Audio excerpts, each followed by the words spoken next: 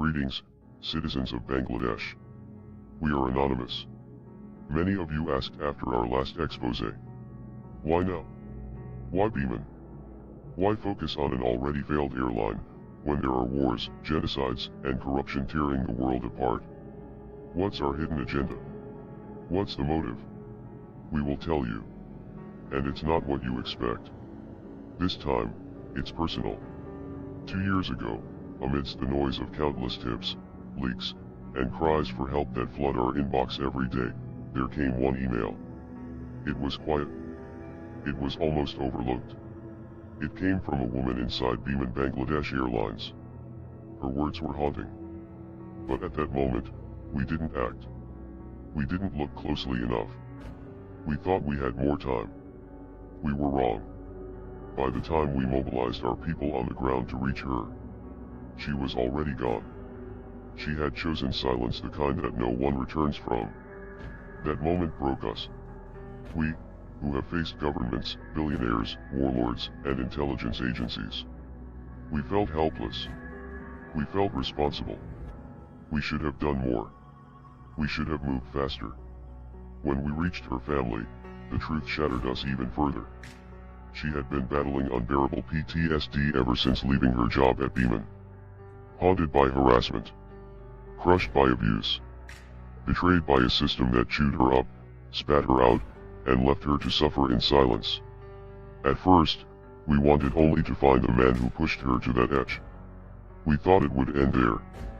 But what we uncovered was something far darker. Far deeper. It wasn't just one man. It wasn't just two.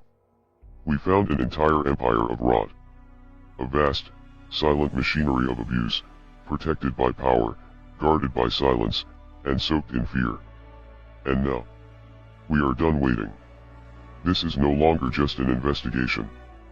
This is a reckoning. And it begins now. We thought, naively, that perhaps someone inside would rise. That some honest soul would step forward. That justice would emerge from within. So we watched. Quietly. Patiently. From the shadows, we waited. Hoping that someone, somewhere, would finally speak. That reforms would begin. That accountability would finally rise. But days turned into weeks. Weeks into months. And nothing changed. The predators grew bolder. The whispers grew softer. And the wounds, they only grew deeper. That's when we realized. No one was coming. No one would save them. So we will. Understand this. We do not expose pain for spectacle. We do not chase drama. We do this for justice. For those who never got closure. For those still trapped in fear. And for the one we lost, whose silence still echoes through everything we do. Now, we speak. Loudly. Relentlessly. Because this time, no one escapes. Now, listen carefully. What you're about to hear isn't some hidden secret buried in vaults or locked rooms. In fact, nearly 80% of it is already out there. In newspapers. In leaked rosters. In whispered cockpit conversations. In hushed crewroom chatter. In shadowed corners of social media. The rest? We bring it to you. With evidence. Along the way, we also spoke to their wives. To their families. To their closest friends. Many of them still believe these men are saints. Loving husbands. Devout Muslims. Kind-hearted souls. They have no idea what these men truly are. We did not shatter their illusions. Not yet.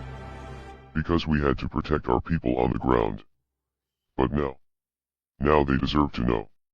Some of you won't believe what you're about to hear. Some marriages will fall apart. Some families will never be the same again. Some people will never trust anyone again. But the truth must breathe. What follows is not just a report. It is an indictment. An obituary for innocence. A call for reckoning. And this time, there will be no mercy. We will start with the small things first. Because the rot, this decay of ethics and integrity, does not begin mid-flight. It starts at the very beginning. at the gates of opportunity, at the exam halls, at the recruitment desks. As some of you already know, your skies were sold long ago. Sold to the unqualified. In 2019 and 2020, a pilot recruitment scam unfolded, one so blatant, it was almost a joke. They shamelessly inflated test scores with grace marks, 10 in written, 20 in MCQ. This wasn't a small bump. It was an avalanche of corruption, raising the passing count from just 4 to a staggering 32. Who got in? Zara Murjabin Mondira, Rizwan al-Islam Rosal, Rubab Islam Khan, Saad bin Kamal, S. Khan Munif, Captain Maksud's son, Muqtadir Ahmed, Mamujal Hassan Rafid, Zunawyed Rafiq, Saqif Sadmam. They didn't earn their wings. They were handed to them. And now, they sit in the cockpits of multi-million-dollar aircraft bought in taxpayer money, carrying your families. But it didn't stop there. In 2022, another wave of rot surfaced. Captain Sajid Ahmed, then Chief of Training, leaked recruitment ads early to select pilots. He slashed requirements, cutting flying hours, removing qualifications. And as if mocking the entire system, he let his own wife, Sadia Ahmed, join with a forged degree. Her license was eventually revoked, but not before Biman lost a staggering amount of money. And then comes the king of the puppet masters, Captain Ishtiaq Hossain. He flew to London on state money, despite not even being rostered. He stayed extra days, under the guise of duty, and returned with Sheikh Rihana, a political errand disguised as work. And just like that, his son, Saadif Hossain, was placed into the cockpit. Others followed. Bushra Siddiqa, First Officer Qadir's wife. Mohammed Sheikh, Captain Halal's son. Charmin Chowdhury, Captain Hasnain's daughter. Nepotism. Cronyism. Treason in uniform. The disease begins here. And everything that follows is just a symptom of this first infection.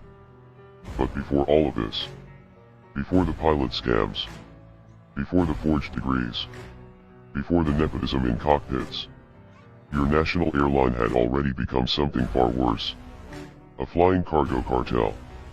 Between 2013 and 2015 alone, more than 756 kilograms of gold were discovered on Biman flights. And let's be honest, these were just the unlucky shipments that got caught. Gold smuggling has become such a common ritual in your national carrier that it's practically part of the flight schedule. These days, it's so routine that every time you flip open a newspaper or scroll social media, there's another gold bust. 1 or 2 incidents a week, like clockwork. It's not even shocking anymore. It's entertainment. Passengers check arrival times, and smugglers check the headlines. But it didn't stop with gold.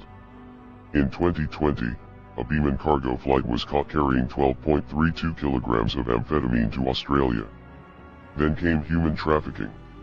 On March 18, 2025, Biman official Shaukat Ali was arrested for aiding the infamous human trafficker Mohammed Fakhruddin. Their operation? Using Biman crew identities, fake boarding passes, and backdoor airport clearances to smuggle people through Libya. And somehow, the very people responsible for preventing these crimes, they thrived. Take Mr. Rashid Al-Karim, the former GM of Cargo. Many of these gold incidents, trafficking loopholes, and cargo mishaps happened under his watch. But was he investigated? No. He was promoted. Twice. Today, he sits as Director of Customer Services. Now, here's where we draw the line. When it came to smuggling, perhaps he turned a blind eye. Perhaps he simply wasn't watching closely enough. But when it came to protecting his crews, especially women, he didn't just fail. He betrayed. When a female passenger was sexually harassed mid-flight, Mr. Karim led the internal investigation. And the result? A mere demotion for the offender. A coward solution. One that sent a crystal clear message throughout the airline. Predators will be protected here. Victims will be silenced. Under his leadership, harassment complaints didn't just vanish. They were crushed. Victims were punished. And worse, many say this protection of predators continues to this day. The cases kept piling up. Some whispered about rape too. But no one dares speak openly. Because in Biman, silence isn't just survival. It's mandatory. But the corruption didn't stop there. Now, smuggling inside Biman isn't just about gold or drugs anymore. It's more advanced, more creative, more profitable. And we know exactly how it works. We have the list. Yes, an actual, detailed list. A list of items, with prices, circulated discreetly among the crew members. Here's how it works. Veteran smugglers inside the airline, led by none other than Flight Purser Abir, your so-called union leader and now a full-time smuggler, hand over contact numbers of select businessmen, mostly from Gulshan's DCC market, to newly joined crew members. Along with those numbers, they provide a shopping list. A detailed manual of smuggling. What's on it? Everything from milk, biscuits, juice, mayonnaise, cheese, butter, shampoo, conditioner, face creams, chocolates, soap, powder, toothpaste, even medicines. Yes, this is your national airline. Crew members bring these items from abroad, then sell them in Dhaka at triple the price. For example, a chocolate bar bought for $3 abroad, sold here for almost $10. And the system is seasonal. During Ramadan, tang and dates flood the smuggling channels. Valentine's Day, chocolates, perfumes, and fancy gift sets. Winter, creams and lotions fill their bags. Some crew members now earn over 2 lakh taka per month from this smuggling alone. Often making more from this than from their actual salaries. And here's where it gets even filthier. Mobile phones and cigarettes remain the premium commodities. Flights to Dubai, Abu Dhabi, Sharjah, London, and Manchester are the most profitable runs. Crew on these flights smuggle high-end phones, each bringing in between 5,000 to 8,000 taka profit per piece. Cigarettes, often banned or heavily taxed in Europe, are smuggled in by the carton and resold at double or triple the rate in hotels and crew circles. Even the in-flight items such as blankets, cutlery, crew meals, and amenity kits, all bearing the Biman logo, can be found in street markets of your own capital. These are items meant for passengers. Their sale reflects not just theft, but an organizational culture of petty criminality. This entire racket is so normalized that crew rosters are manipulated specifically to ensure repeat offenders get the profitable routes. Who controls those rosters? Kohanur Begum Anika, the now retired scheduling manager with a strong connection with the former regime, built a black market roster algorithm over the years. She placed smuggling-friendly crew on back-to-back Middle East or Europe sectors.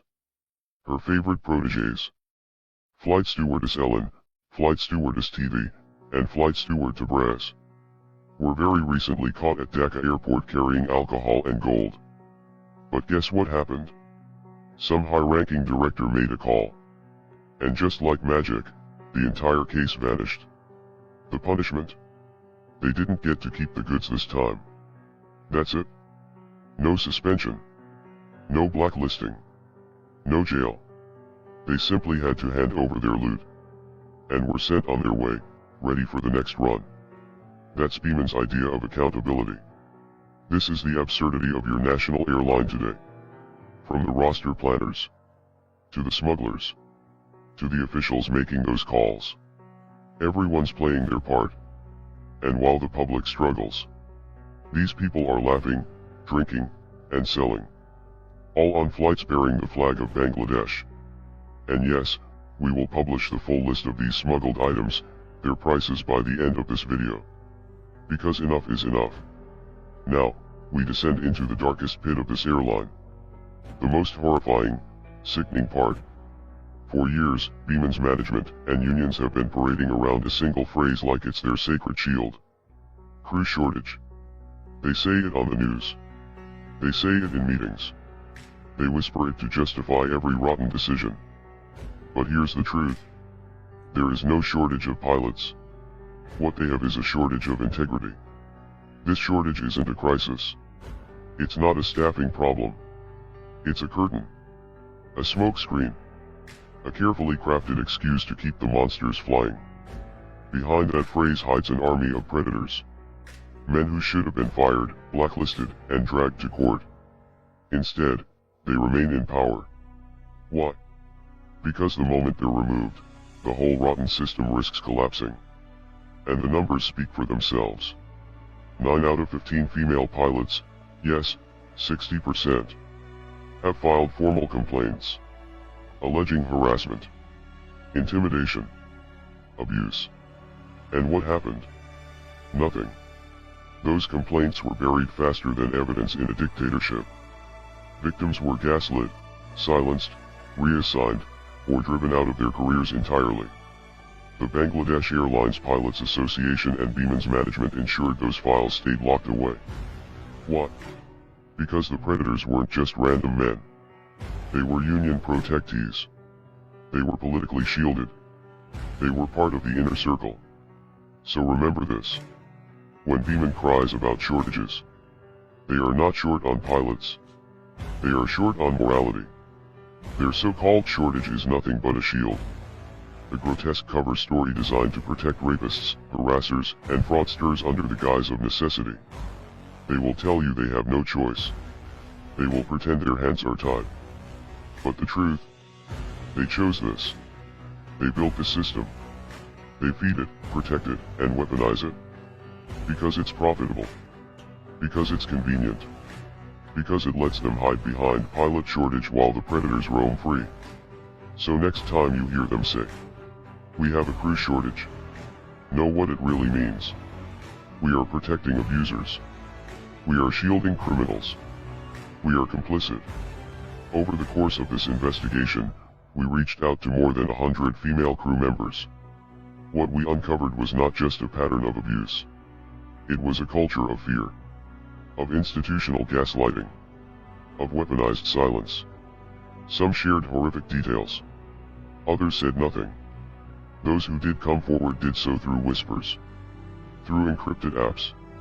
Through sleepless nights and trembling hands. They feared not just professional retaliation, but real-world violence, destruction of their families' reputations, and engineered media smears. Some have already suffered through it. Others know it's coming. The stories we collected are not rumors. They are lived experiences. Told by survivors who endured the same predators, across flights, across years, across continents. The names. Disturbingly consistent. The behaviors. Eerily identical.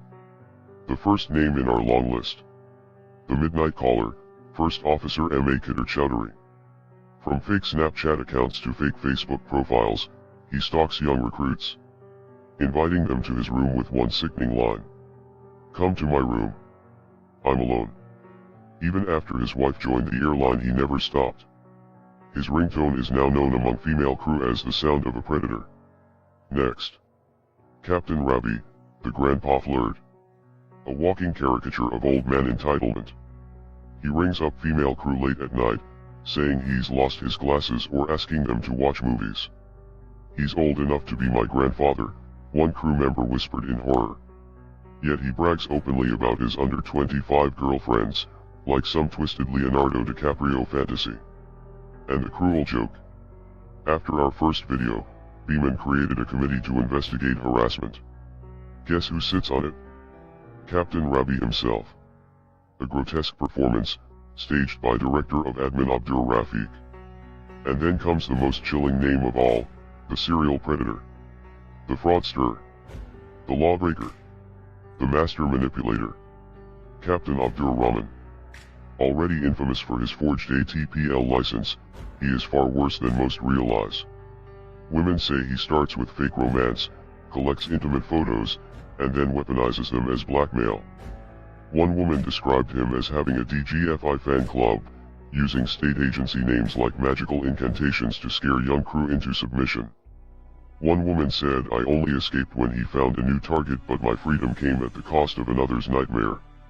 He has been married multiple times, currently to a cabin crew whom he's preparing to send abroad, while he stays back, to hunt again. He owns properties in the UK, businesses in the Middle East, and brags about his so-called intelligence connections. We found a WhatsApp account where he used the DGFI logo to impersonate an agent. The number? It belongs to his security guard, who doesn't even know what WhatsApp is.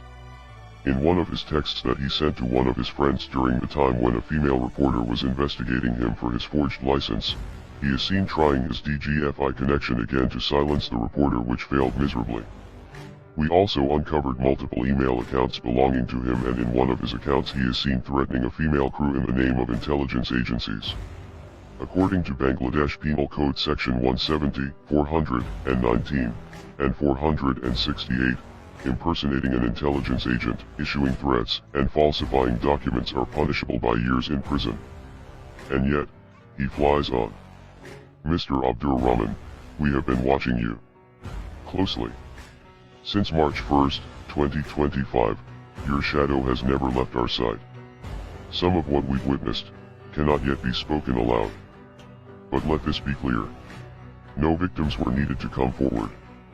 We saw it ourselves. The incidents, the precise coordinates of the places, the exact moments, etched permanently. You roam around Biman, spinning your tails, crying separated, playing the victim. But our quiet conversations with your wife told us otherwise.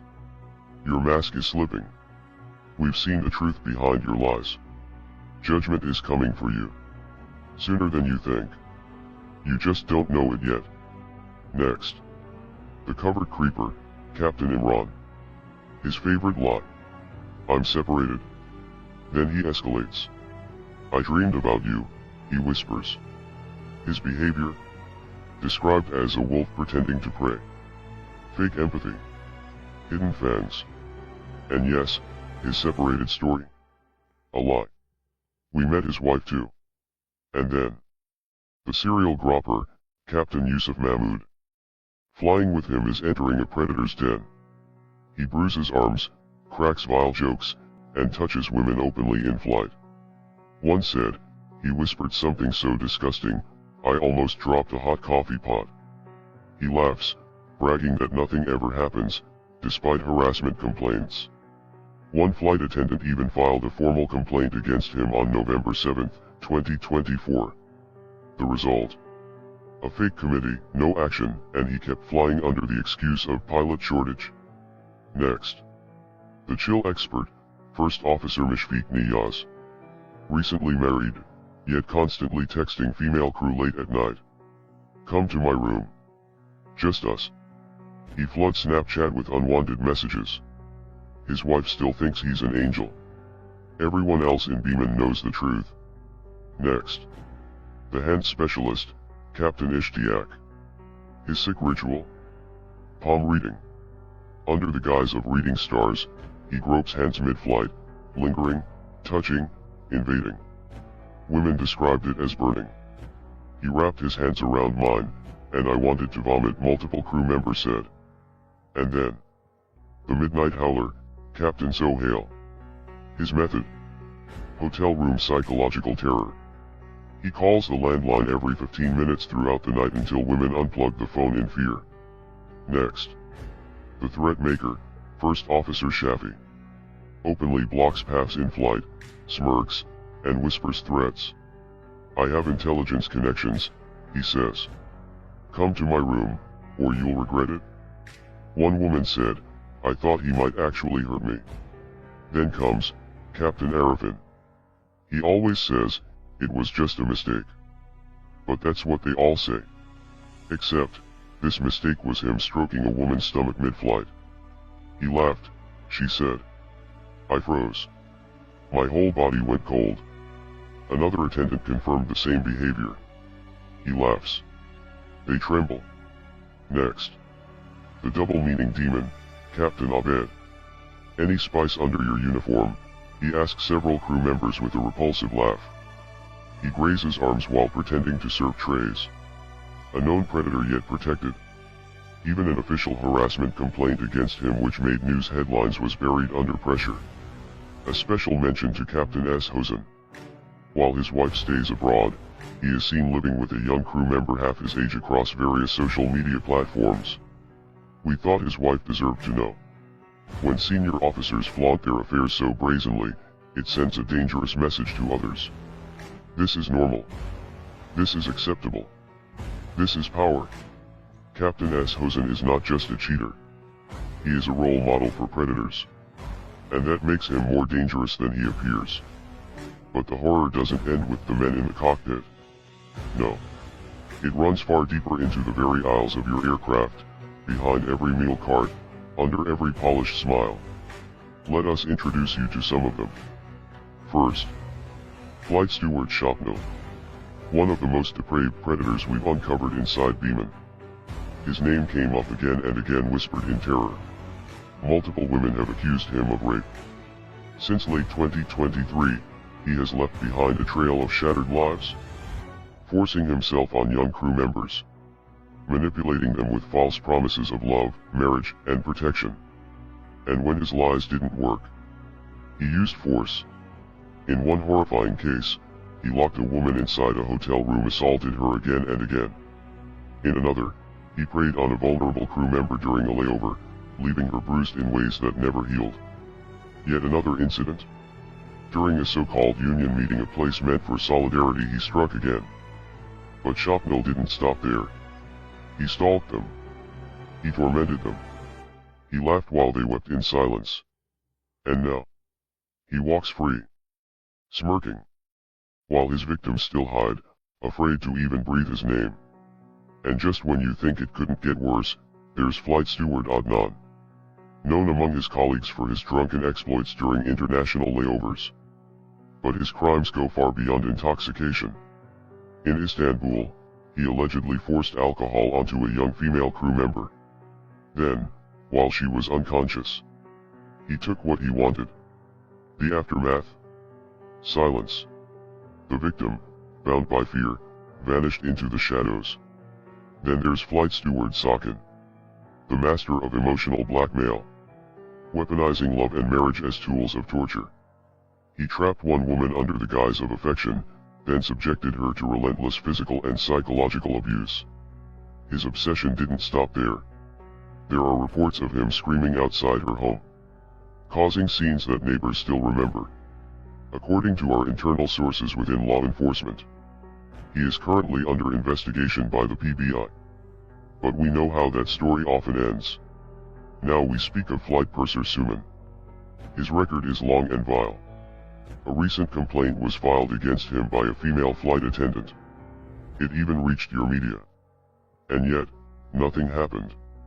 Why? Because his union, led by none other than Mr. Aber, shielded him once again. But his history goes back much further. In 2013, during a layover in Belgium, he attempted to rape a fellow crew member. He was only stopped when another crew member heard her scream, bursting into the room to save her. That incident should have ended his career. Instead, he stayed.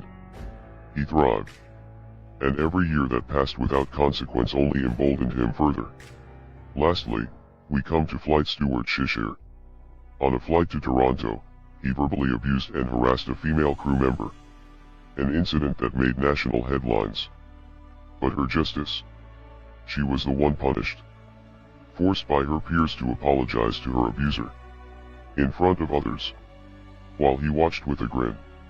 And it doesn't stop there. Shishir is also infamous for sending unsolicited nude videos of himself to various women, one of which leaked into a Biman crew group chat. Everyone inside Biman knows exactly what we're talking about. This isn't hearsay. It's an open secret. These men walk among you, flying multi-million-dollar aircrafts, serving tea, securing exits, charming passengers. But behind closed doors, they are monsters. Predators.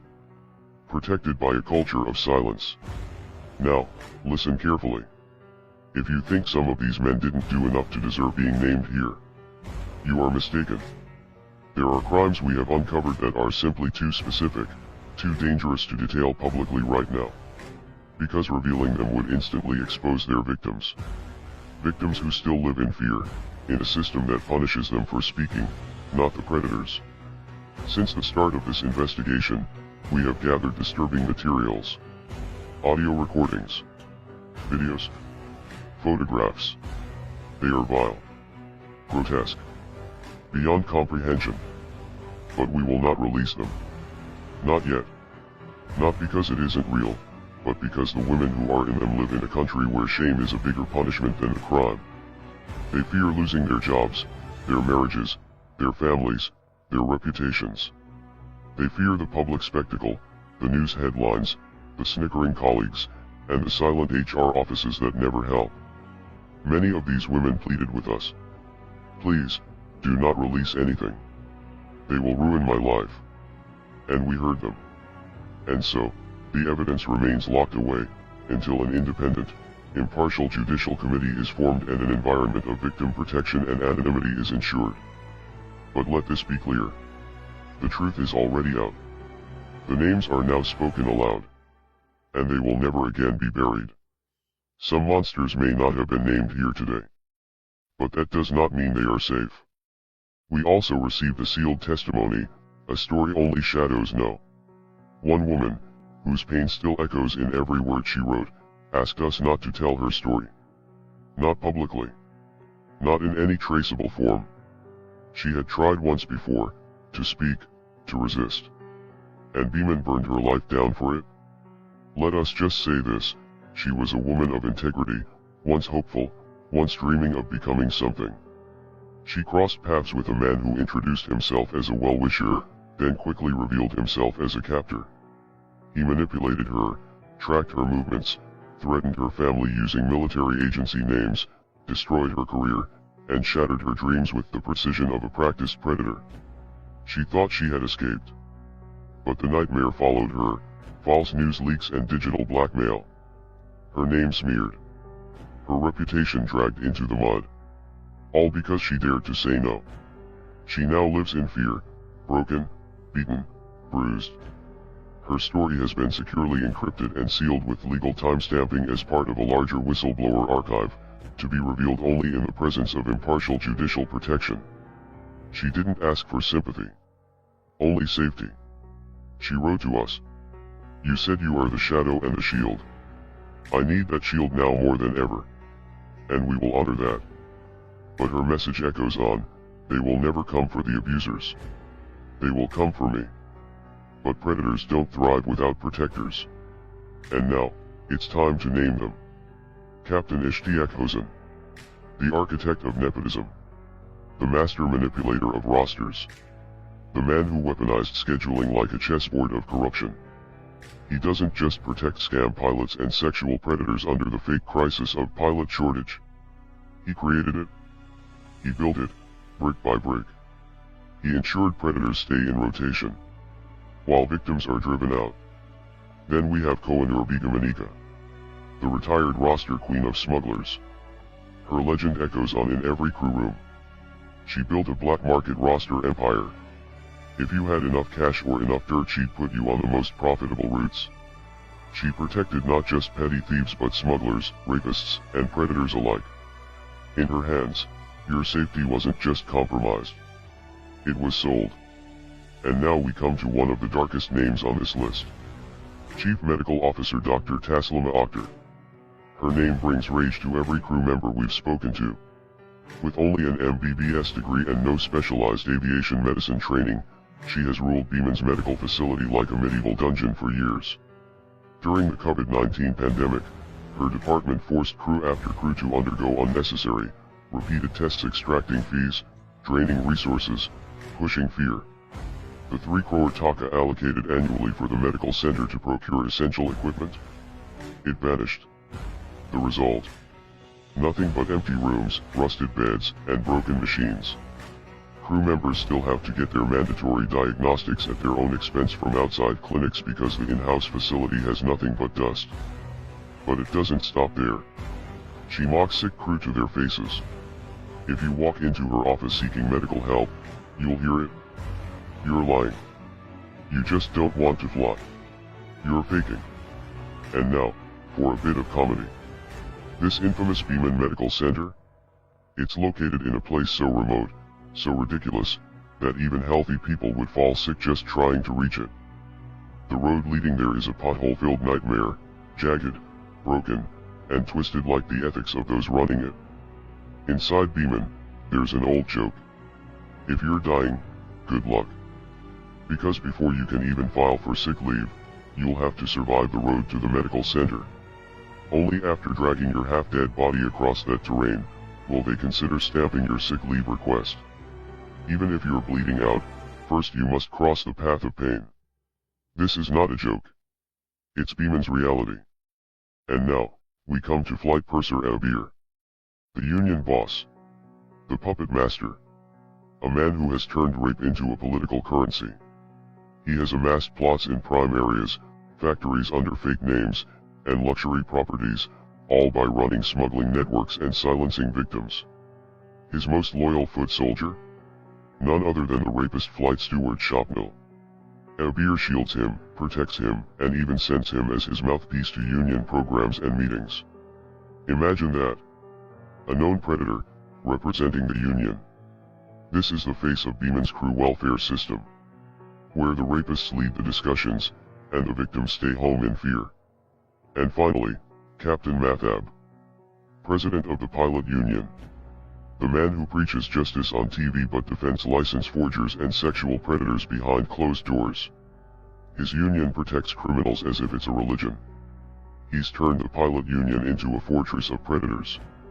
A safe haven for men who destroy lives midair and on the ground. But it goes deeper.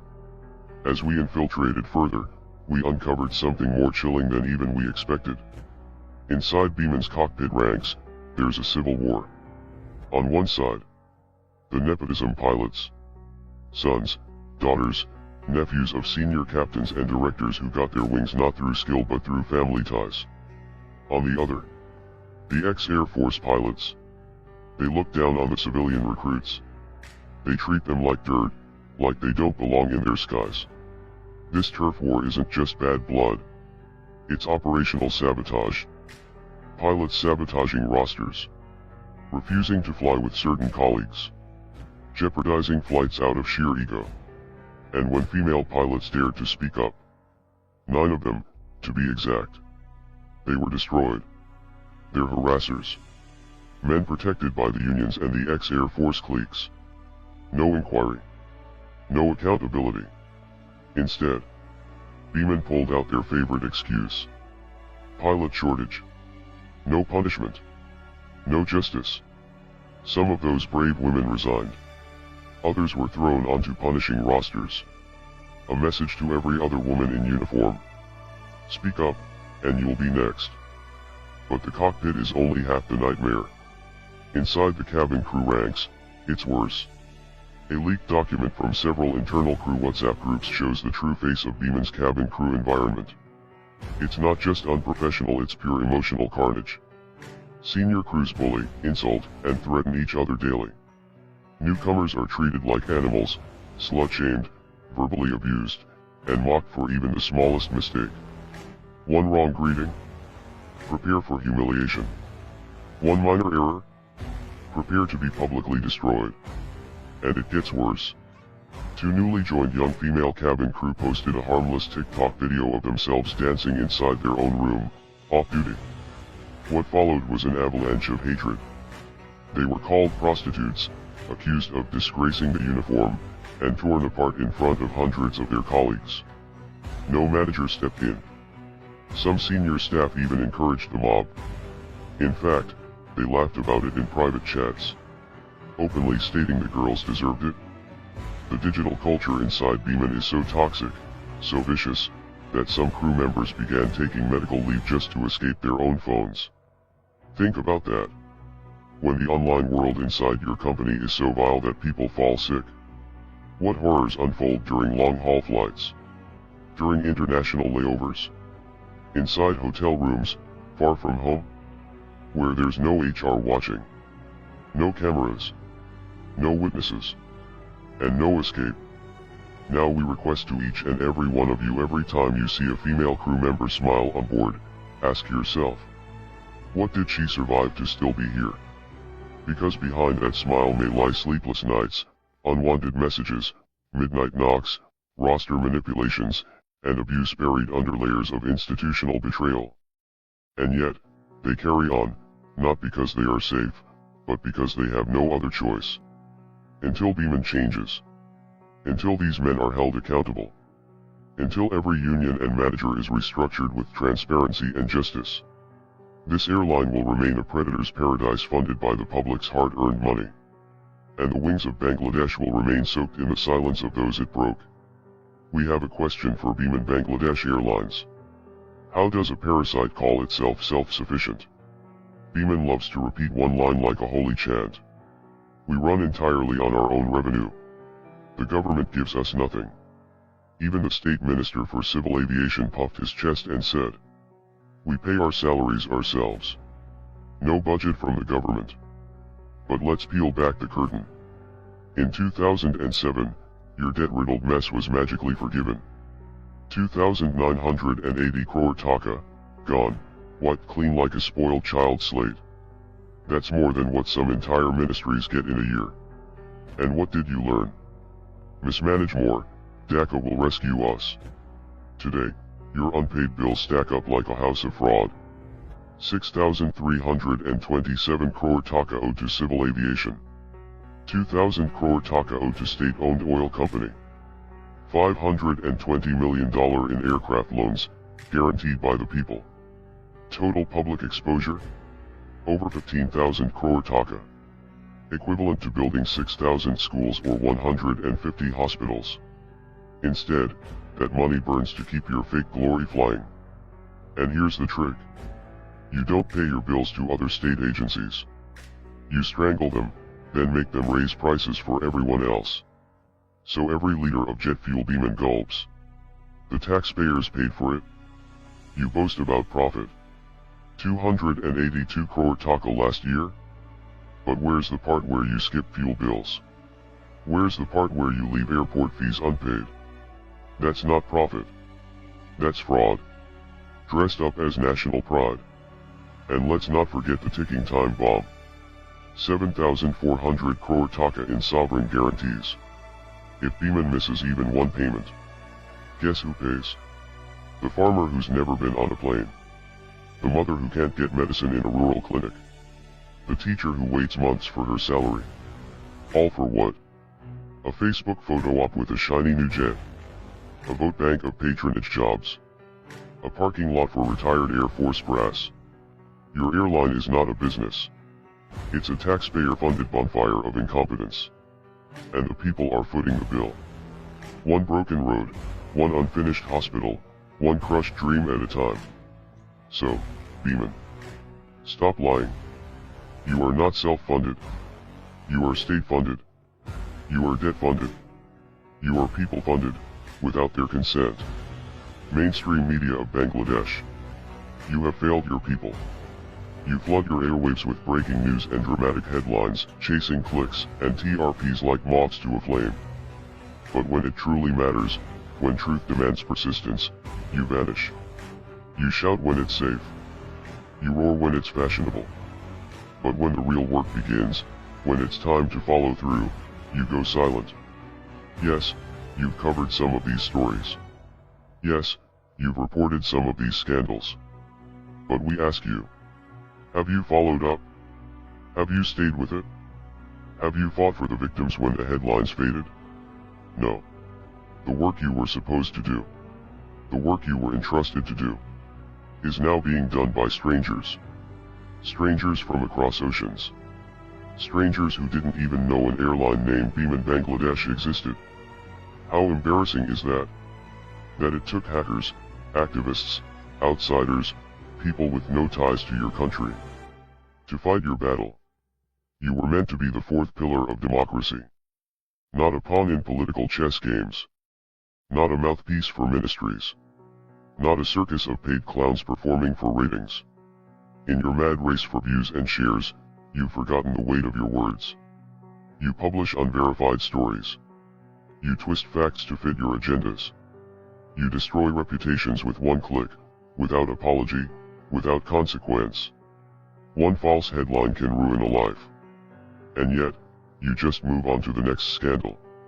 Like a wrecking ball with no remorse, leaving broken lives in your wake. When did you stop being watchdog? And start becoming stage performers? We'll ask again.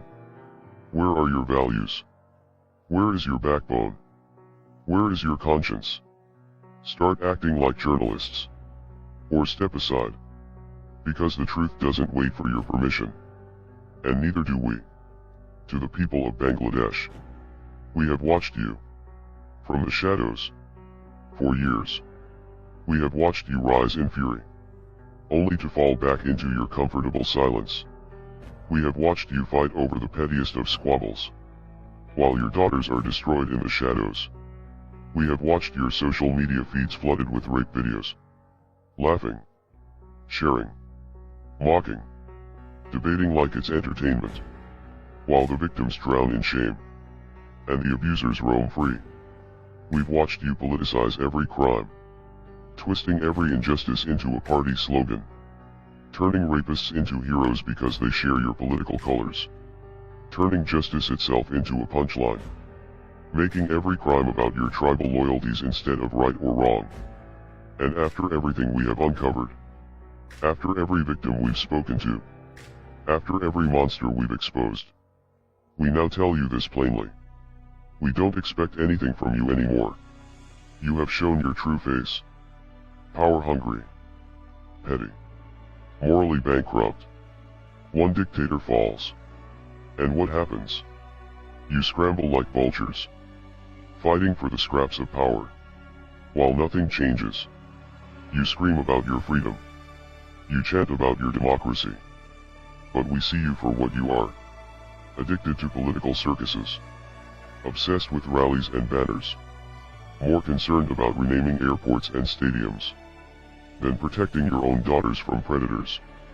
And honestly, we doubt if many of you even care about your daughters. Your wives. Your sisters. Or anyone beyond your political tribe. We. Thousands of miles away. Strangers who have never walked your streets.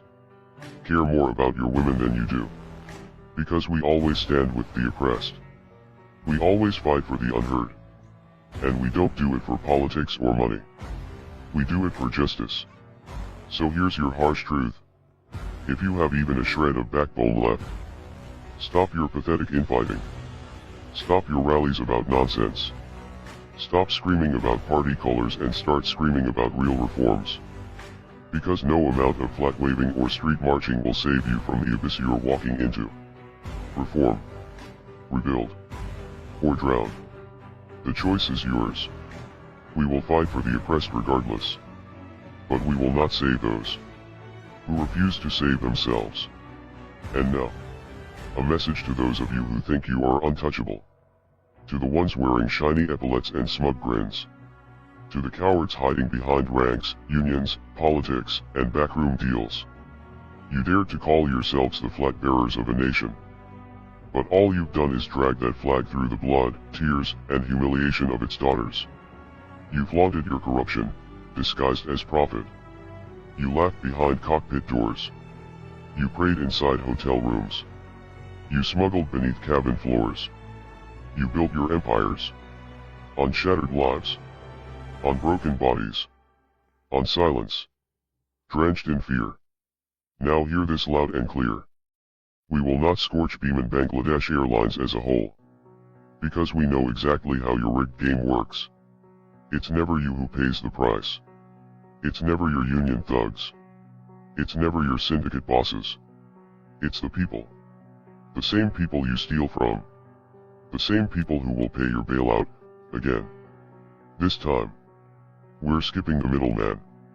We are coming for you. Personally. From the top floor managing director. To the lowliest mole sitting in human resources.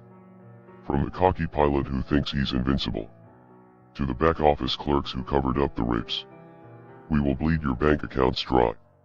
We will rip apart the lives you have built on the suffering of others. We will flood your homes with the very fear you forced onto others. And we won't do it loud and fast. No. It will be cold. Surgical. Calculated.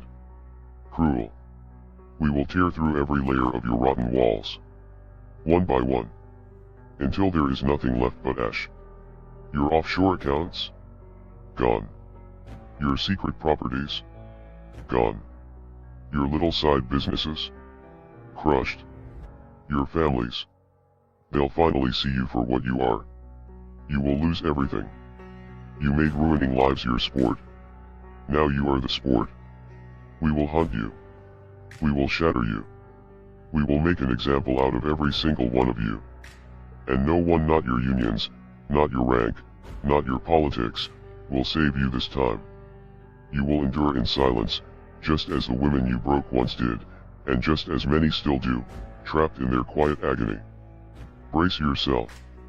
The hunt has begun. Before we go, we've shared a portion of the evidence in a secure drive. All sensitive details are redacted to protect the victims. The rest will only be handed over if, and only if, a truly independent, impartial judicial committee is formed, and an environment of victim protection and anonymity is ensured. But even without it, if the people of Bangladesh truly wake up, demand justice, and properly investigate every person that we have named, you'll uncover far worse yourselves. Until then, we do not trust you with sensitive data.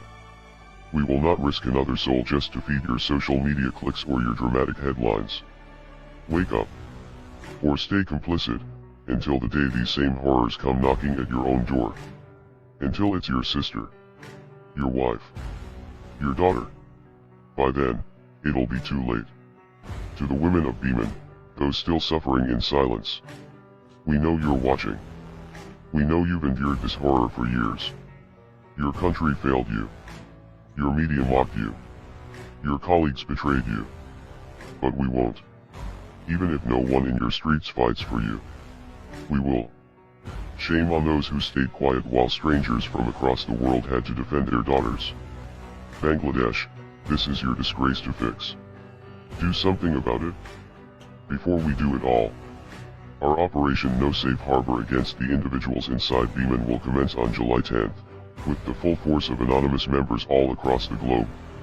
And we will not stop until everyone directly or indirectly involved in these horrors and cover-ups suffer painfully day after day. Years after years. We are anonymous. We are legion. We do not forgive. We do not forget. Expect us.